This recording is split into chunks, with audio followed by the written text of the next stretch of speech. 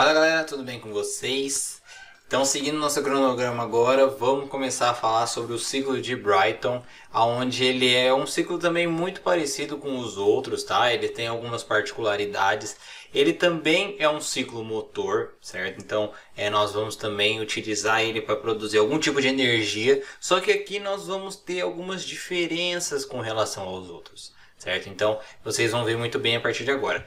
E isso tudo por quê? Porque ele é tão diferente. Eu já estou indo um pouquinho mais direto ao ponto, porque a partir desse momento, nós já falamos sobre os diversos tipos de ciclo de Rankine, nós já falamos sobre o ciclo de Otto e sobre o ciclo de Diesel. Então aqui a gente só vai pegar um outro exemplo sobre de ciclo termodinâmico. Certo? A gente vai utilizar o fluido também como na forma ideal, certo? Então nós vamos considerar aqui que alguns processos eles vão ser isentrópicos, alguns processos vão acontecer a pressão constante. Então por isso eu vou falar que esse processo ele é ideal, certo? Então nós vamos ter alguns fluidos fazendo alguns processos e esses processos eles vão ser reversíveis, eles vão ser a pressão constante, eu não vou considerar nenhuma perda de energia, nenhuma irreversibilidade também. Então considerando ele aqui como um ciclo ideal. Certo? Agora vamos falar um pouquinho sobre as particularidades dele em relação aos outros. A gente lembra, se a gente voltar lá atrás no ciclo de Rankine, a gente vai lembrar o quê? Que nós tínhamos um determinado fluido. Esse fluido, ele inicialmente, vamos considerar que a gente estava lá na saída do condensador. Ele está ali como um líquido saturado. Eu vou passar pela bomba. A bomba vai fazer com que o fluido se torne um líquido comprimido, ou líquido subresfriado. Então eu vou passar pela caldeira. Na saída da caldeira eu vou ter o fluido sendo transformado em vapor superaquecido, aí eu passo de volta pela turbina, ele vai virar líquido mais vapor. Então o fluido ele vai estar em constante troca de fase. Certo? Então eu passo desde líquido comprimido até vapor superaquecido. Aqui no ciclo de Brighton, a particularidade dele é a seguinte: o fluido vai estar como fase gasosa no ciclo todo. Certo? Então, além de eu estar falando aqui sobre um ciclo padrão de ar ideal, eu vou falar também sobre um ciclo em que o ar ele vai estar somente, ou o fluido que eu estiver utilizando, ele vai estar na fase gasosa em todo o período. Então eu vou poder simular o gás no interior do ciclo de Brighton como um ciclo, como um gás ideal. Ou seja, que então a equação PV igual a nRT vai funcionar, digamos assim. Certo? Então por isso que é muito importante o ciclo de Brighton e o entendimento disso vai fazer com que a gente consiga entender dois dos processos que vão acontecer aqui. Certo? Então vamos falar um pouquinho sobre como funciona o ciclo de Brighton fechado. Porque além do ciclo de Brighton fechado, eu vou ter também o ciclo de Brighton aberto. Só que entendendo o ciclo de Brighton fechado, o ciclo de Brighton aberto ele se torna bem simples. Certo? Então eu tomei a liberdade de não falar dele aqui. Certo? Então vamos falar aqui somente sobre o ciclo de Brighton fechado. Então o primeiro equipamento que eu tenho aqui, assim como eu vou ter em outros ciclos que eu vou falar aqui, em vez de uma bomba, eu vou ter um compressor. Qual que é a principal diferença entre a bomba e o compressor inicialmente? A bomba ela funciona com um fluido no estado líquido.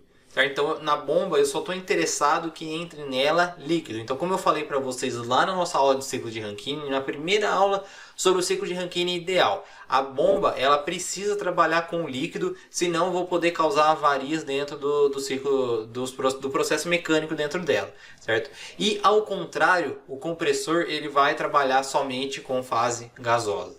Então a diferença entre uma bomba e o compressor é que a bomba vai entrar líquido e no compressor vai entrar gás. Certo? A função dos dois é a mesma, aumentar a pressão do meu sistema fazendo a movimentação do processo. Certo? Então por isso que eu vou ter um compressor. Como eu vou ter somente o fluido no estado gasoso, eu vou utilizar um compressor. Da mesma forma que acontece dentro da nossa geladeira, por exemplo. Certo? Então eu tenho um compressor, eu vou ter um trocador de calor quente, certo? Que ele vai ter a função de receber calor de um ciclo, de um outro processo, por exemplo, fazendo uma alteração nas propriedades do fluido, só que lembrando que aqui nós não vamos ter mudança de fase, então eu não vou chamar de evaporador ou de condensador aqui no caso. O evaporador evapora o fluido. Aqui eu não vou ter evaporação, eu vou ter uma troca de calor acontecendo entre o fluido, só que aqui eu não vou ter troca de fase. Então por isso eu vou chamar trocador de calor. E eu coloquei ele nessa cor vermelha para a gente entender que ele é o equipamento que vai receber calor, ou seja, vai aumentar a temperatura do meu fluido. Só que vamos guardar aqui por enquanto. Eu vou ter o meu trocador de calor. O terceiro equipamento é um que a gente já conhece muito, é uma turbina. A turbina vai ter aquela função de produzir trabalho, certo? A partir da expansão do fluido que vai entrar dentro dela. Beleza, então eu tenho uma turbina e eu vou ter um outro trocador de calor. Só que como eu desenhei ele em azul, vocês podem entender que vai acontecer o quê? Ele vai resfriar o nosso fluido. Então vai ter uma redução na temperatura dele. Certo? Então por isso que eu desenhei ele de azul aqui. Então esses são os 4 equipamentos principais. Então o processo principal vai ser o quê? Vai fazer com que eu tire calor do meu trocador de calor em azul que eu coloquei aqui. E eu vou fazer com que esse fluido ele seja... ele vai sair do trocador de calor de baixa temperatura, digamos assim. E ele vai entrar no condensador, no compressor. No compressor, o que vai acontecer? Eu vou acrescentar trabalho no meu fluido, fazendo a movimentação dele. Eu vou aumentar a pressão do meu ciclo. Então, a partir disso, o compressor ele vai jogar o meu fluido lá no trocador de calor de alta temperatura. Ele vai trocar calor com o fluido, ou seja, eu vou inserir calor dentro do meu fluido, eu vou aumentar a temperatura dele. E depois ele vai sair do trocador de calor de alta temperatura e ele vai ser jogado dentro da turbina. A turbina vai fazer o quê? Produzir trabalho de forma uma rotação de eixo ou geração de energia, por exemplo. E a partir disso ele vai fazer com que o fluido volte novamente para o trocador de calor de baixa temperatura, fechando o ciclo. Certo? Agora aqui eu vou mostrar para vocês esse diagrama que eu mostrei para vocês, certo? O diagrama anteriormente como o diagrama PV e o diagrama TS, e colocando todos esses processos aqui dentro para vocês entenderem bem nos diagramas como que eles vão funcionar. Então, o primeiro ponto que eu vou ter aqui é essa transformação, é esse processo que vai acontecer dentro do compressor. Então, como eu falei para vocês, esse processo ele aumenta a pressão do meu fluido, certo? Então, eu também vou reduzir o volume dele. Só que isso vai acontecer de forma isoentrópica, vai acontecer em entropia constante, porque lembrando que eu falei que é um processo ideal. Ou seja, como eu não tenho troca de calor e o processo ele é reversível, então a entropia no ponto 1 vai ser igual à entropia no ponto 2. Se eu falei que a entropia no ponto 1 é igual à entropia no ponto 2, como que vai ser mostrado aqui no diagrama TS? Então, ela vai ser como uma linha vertical.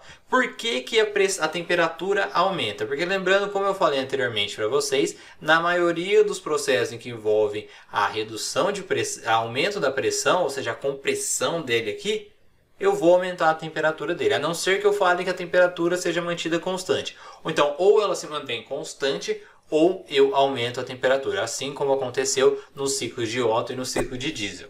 Certo? Então, no ponto 2 até 3, nessa transformação que vai acontecer na troca de calor, como eu falei para vocês, eu não vou ter mudança de fase no meu ciclo. Certo? Então, como não vou ter mudança de fase, então eu vou poder considerar que essa transformação acontece a pressão constante. Então, a pressão no ponto 2 vai ser igual à pressão no ponto 3. Só que eu ainda vou ter um aumento no volume. Eu vou ter uma expansão desse meu fluido. Então, o que vai acontecer? Se eu estou inserindo calor, a gente pode esperar que a entropia vai aumentar também. E como isso acontece a pressão constante, eu não vou ter mudança de fase, eu espero que eu aumente a temperatura desse meu fluido. Então, ele vai aumentar a temperatura e aumentar a entropia. Certo? Então, e o processo de 2 até 3? O que vai acontecer aqui? Se eu vou ter uma expansão do fluido, então se a turbina ela tem a função de expandir o fluido para gerar trabalho, eu posso esperar que o volume vá aumentar, certo? Se o volume aumenta, a pressão ela cai. Só que isso vai acontecer de forma isoentrópica também, porque, por mesma forma, não troca calor e ele é um processo reversível. E então, se isso acontece de forma isoentrópica e eu estou tendo uma expansão do meu fluido, a temperatura ela vai cair de forma que eu vou ter entropia constante. Certo? E agora o processo de 4 até 1 vai ser uma redução do calor. Então eu vou tirar calor do fluido. E esse calor ele vai fazer com que a entropia vá cair. Só que eu vou acontecer isso de forma de a pressão constante. Isso por quê? Porque não vou ter mudança de fase acontecendo aí. Certo? Então se eu vou ter uma perda de calor, eu vou ter então uma redução na entropia. Isso acontece a pressão constante, então a temperatura vai cair, fechando assim o ciclo. Certo, pessoal? Então, como eu já falei para vocês sobre os processos que vão acontecer aqui dentro do meu ciclo de Brighton, está na hora da gente equacionar eles e eu mostrar como que eu vou determinar cada um dos calores e como eu vou relacionar pressão, temperatura e volume aqui dentro. Então, no processo de 1 até 2, como eu sei que é um processo isentrópico, eu posso relacionar pressão e volume dessa forma. Lembrando que o K ele vai ter o mesmo valor, vai ter aquela mesma função de quando a gente falou do ciclo de Otto e o ciclo de diesel. Também lembrando que aquela relaçãozinha que eu falei no ciclo de Otto e ciclo de diesel com temperatura e pressão, elas também vão ser válidas, que elas vão relacionar também o valor de K. Eu não coloquei ela aqui por causa do falta de espaço dentro do slide, mas no exercício vocês vão ver que eu vou utilizar. E também o trabalho no compressor, eu vou relacionar então, se eu vou fazer a primeira lei aqui dentro do compressor, eu vou ter o H2 menos H1, como eu estou falando que ele é um gás ideal, eu posso falar que o H2 menos H1 vai ser dado por Cp, que é uma propriedade do fluido, T2 menos T1, temperatura 2 menos temperatura no ponto 1. Então agora no ponto 2 até 3, onde vai ser um processo a pressão constante, um aquecimento a pressão constante, então esse aquecimento vai ser dado da mesma forma que eu calculei aqui, só que agora com a temperatura T3 e temperatura T2. Por que eu estou usando o Cp e não o Cv? Porque o processo acontece a pressão constante, da mesma forma que eu posso considerar aqui também no do ponto 1 até 2, certo? Lembrando que como ele acontece a pressão constante, eu posso relacionar a temperatura e o volume do ponto 2 e 3 dessa forma, certo? Isso porque a pressão é constante. Do ponto 3 até o ponto 4, onde é um processo a entropia constante, então eu posso relacionar o P3 com o P4 e o V3 e o V4 dessa forma, e também a pressão e a temperatura, como eu falei anteriormente, eu vou poder relacionar daquela forma que eu falei para vocês, certo? E também da mesma forma que aqui no trabalho do compressor, eu posso determinar o trabalho da turbina dessa forma, certo? E do ponto 4 até o ponto 1, eu vou relacionar a troca de calor, vai ser Cp T4 menos T1, porque esse processo acontece a pressão constante também, certo? E também, como esse processo acontece a pressão constante, eu posso relacionar a temperatura e o volume do ponto 1 e 4 dessa forma. Para nós determinarmos a eficiência, claro que é o que nós mais queremos aqui dentro do nosso ciclo de Brighton. Então eu vou falar que é o QF sobre o QQ, certo? Então eu posso determinar que a entropia, ela vai ser, a eficiência vai ser dada por essa relação que eu estou mostrando aqui para vocês.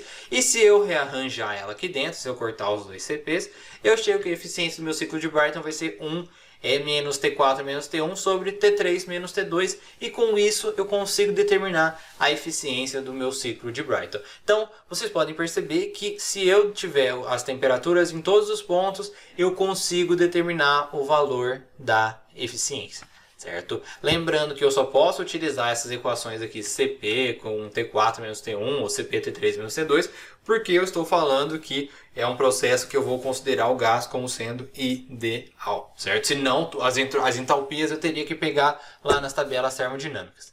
Beleza, pessoal? Então, também tem uma outra forma de eu mostrar essa eficiência para vocês. Se eu for rearranjar, é só eu pegar o T1 menos o T2 e subtrair de 1 também. Mas eu prefiro essa aqui de cima porque nós temos que determinar os outros pontos aqui dentro, certo?